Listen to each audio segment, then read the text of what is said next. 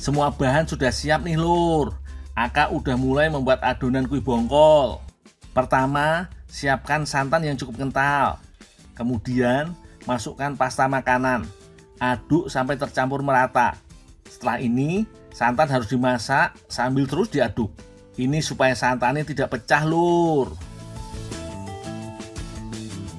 Santan sudah selesai. Sekarang tinggal adonan intinya. Tuang air ke dalam panci. Setelah itu, masukkan tepung beras secara perlahan-lahan.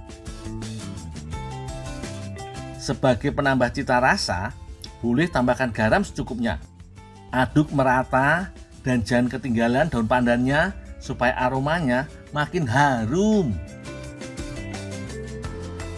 Masak adonan dengan api kecil aja yo, supaya gak gosong. Kalau sudah mengental begini, jadi mirip bubur sumsum yo lur. Yo wis, langsung diangkat sebelum gosong. Tapi ini belum selesai, karena nanti kuenya harus dikukus. Air untuk mengukusnya juga ditambahkan daun pandan lur. Sambil menunggu pengukusnya panas, kita mulai isi ke daun pisangnya. Pertama, masukkan gula merah secukupnya.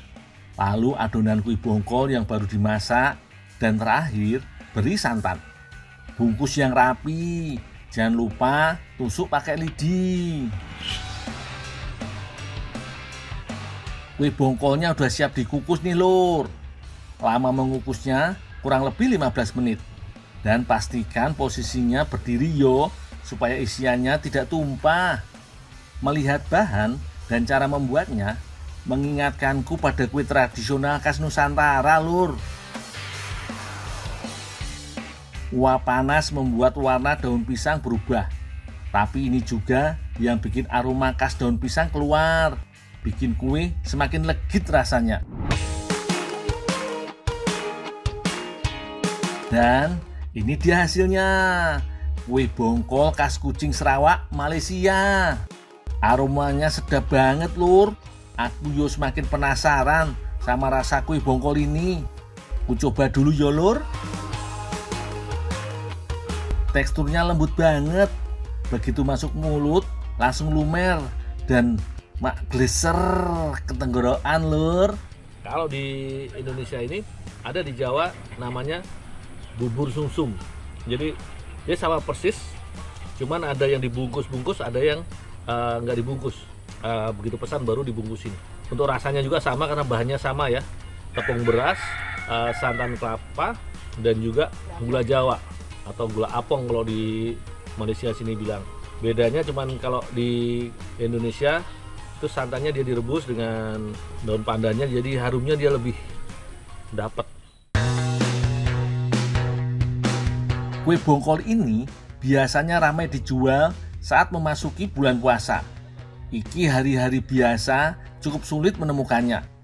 Aku yo beruntung bisa merasakan kue bongkol bikinan Aka Ina ini jauh sebelum bulan puasa. Oh iya, aku masih dengan tujuan awalku, mencari pengalaman, mengadu nasib di negeri jiran. Coba aku tanya Aka, kalau aja dia bisa bantu mencarikan pekerjaan untukku. Kak, ada nggak saudara atau kawan kakak yang butuh tenaga gitu untuk bantu-bantu kak? Ada? Juga. Ya. Itu kamu boleh hubungi dia, kamu cakap dengan dia yang akak perkenalkan, so dia memang ada banyak yang diperlukan untuk tenaga. Weh, saya boleh bawa nama kakak ya? Boleh. Kamu sebut aja nama kak, dia tahu. Wah, rezeki aku iki lur. Doain aku ya lur.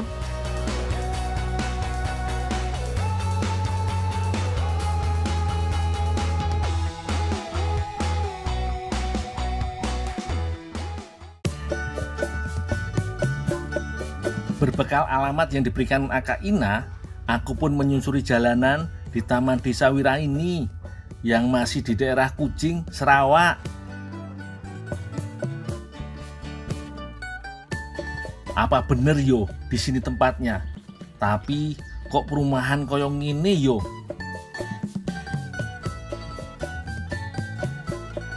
Aku masih berpikiran positif kalau alamat yang diberikan Akak Ina bener adanya. Bener sini rumahnya Kak Anu? Iya. Bener di sini butuh tenaga, Kak? Iya ya, Kak Ina ada telepon tadi. Oh, Kak Ina sudah telepon? Sudah. Oh, iya. Sudah masuk. Oh, iya. Syukurlah, Lur. Aku dapat pekerjaan pertamaku. Ternyata ini adalah tempat pembuatan serawak layer cake atau cake lapis serawak, Lur. Di sini kue ini terbilang legendaris. Penasaran toh seperti apa cara bikinnya? Kalau begitu, ikutin aku terus, Lur. Ini soalnya aku ditugaskan bikin adonan cake lapisnya. Semua bahan untuk adonan sudah tersedia nih. Kumulai ya, Lur. Masukkan gula pasir, kental manis, pengembang, telur, dan tepung terigu. Aduk dengan kecepatan rendah dulu yo. Yang penting semua bahan tercampur rata. Jika sudah rata, baru naikkan kecepatan mixernya. Aduk sampai mengembang, Lur. Penasaran juga? Coba tak icip adonannya. Weh, enak juga ternyata.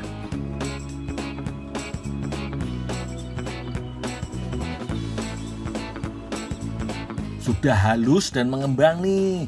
Barulah masukkan butter. Selain menambah rasa gurih, butter bisa bikin kue empuk dan lembut, Lur.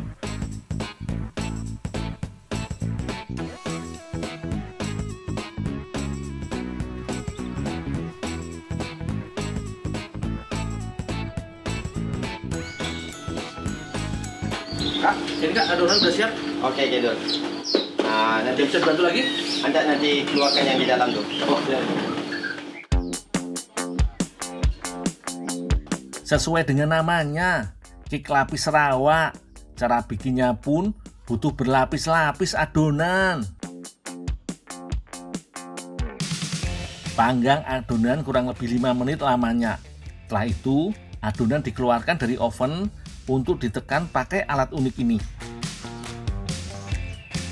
Tujuannya untuk mengeluarkan udara di dalam cake. Selanjutnya, tuang kembali adonan di atasnya. Adonan kembali dipanggang, Lur. Lakukan berulang-ulang sampai loyang terisi penuh. Bikin cake lapis serawak ini nggak boleh sambil ngelamun, Lur. Soalnya tidak boleh telat mengeluarkan cake dari oven. Nanti cake lapisnya bisa gosong. Cake lapis serawak punya variasi rasa, Lur.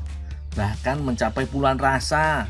Ada coklat, durian, asam manis, stroberi, keju, kopi, dan masih banyak lagi, Lur. Warna cake-nya pun mengikuti rasanya. Dalam sehari, tempat ini mampu membuat 300 cake lapis.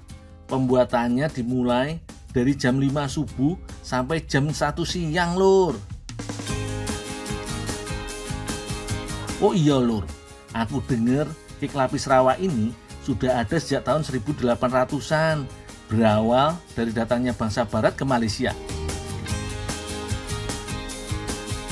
Nah, jika sudah matang, setiap loyang dipotong menjadi 6 bagian. Barulah dibungkus menggunakan plastik, Lur.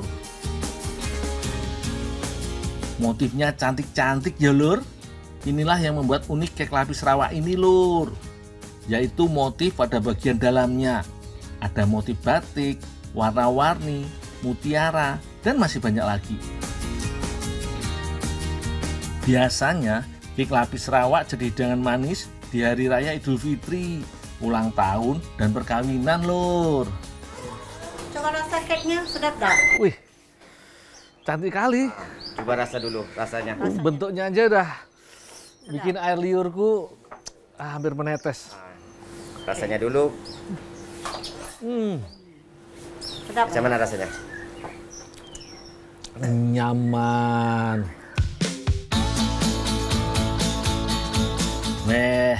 Ternyata lapis rawa ini enak banget. Manisnya pas banget untuk seleraku. Nah, yang kumakan ini rasa pisang, Lur. Sebenarnya ada mirip-mirip di Indonesia, tapi ada sedikit perbedaan. Teman-teman, lapis rawa ini nggak cuma warnanya yang keren, rasanya juga bervariasi. Kalau dibandingkan nih di Indonesia, dia hampir dengan lapis Surabaya nih. Cuman bedanya dia lebih lembut dan teksturnya agak basah. Jadi seperti lapis legit, tapi dia warna-warni. Itu istimewanya lapis Sarawak ini. Beruntung banget yo aku bisa terlibat langsung membuat kek lapis rawa ini. Pengalamanku membuat berbagai jenis kue semakin bertambah, Lur. Aku juga makasih banget ya, udah boleh bantu-bantu di sini bikin kue lapis Sarawak ini. Jadi aku mau istirahat tempat Kak Ina aja. Kasihan tempat Kak Ina cuma berdua aja sama macinya. Ingat kan mau gue cari di Ya. sini. Aku pamit aja. Oke. Nanti kasihan Kak Ina. Aku pamit ya Makci dan Bang Anwar.